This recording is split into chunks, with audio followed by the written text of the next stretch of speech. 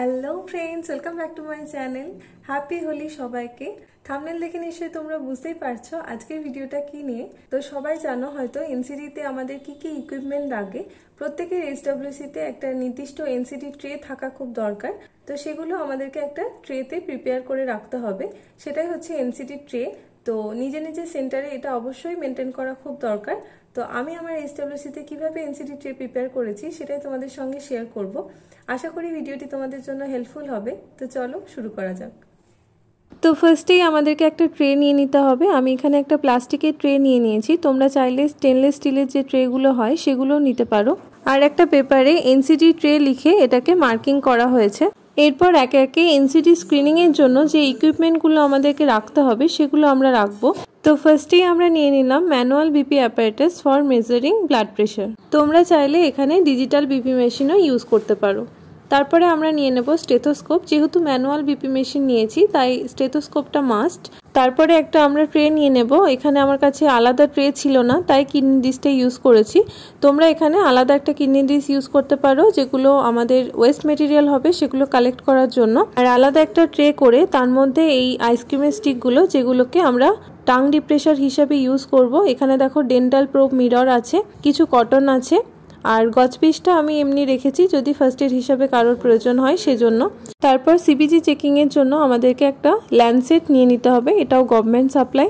তারপরে আমাদেরকে নিয়ে নিতে হবে glucometer to check random blood sugar level. তারপরে আমরা এর সাথে নিয়ে নেব সিবিজি স্ট্রিপস।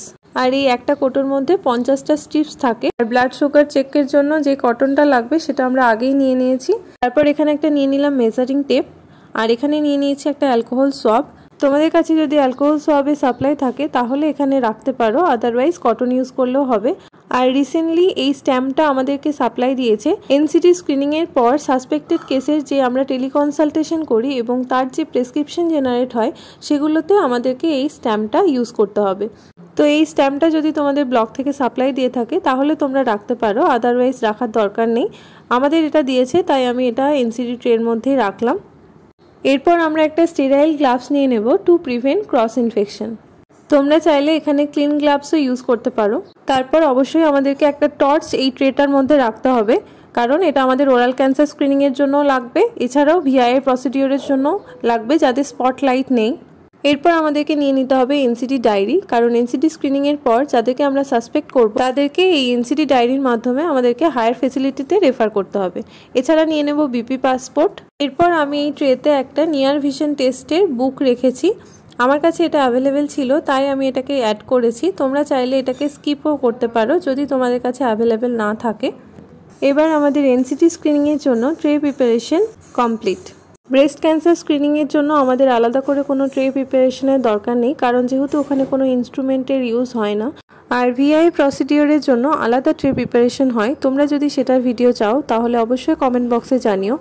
আশা করি ভিডিওটি তোমাদের জন্য হেল্পফুল হয়েছে। আর এই ট্রেতে যদি আরও কিছু অ্যাড করার থাকে তাহলেও সেটা তোমরা কমেন্ট বক্সে জানিও। আর তোমাদের হেল্পফুল হলে সেটাও জানাতে ভুলো না। ভালো লাগলে অবশ্যই লাইক অ্যান্ড সাবস্ক্রাইব করে দিও। আর যদি কোনো কোয়ারি থাকে তাহলে সেটাও কমেন্ট বক্সে জানিও। আজকের মতো টাটা, দেখা হচ্ছে আবার নেক্সট ভিডিওতে।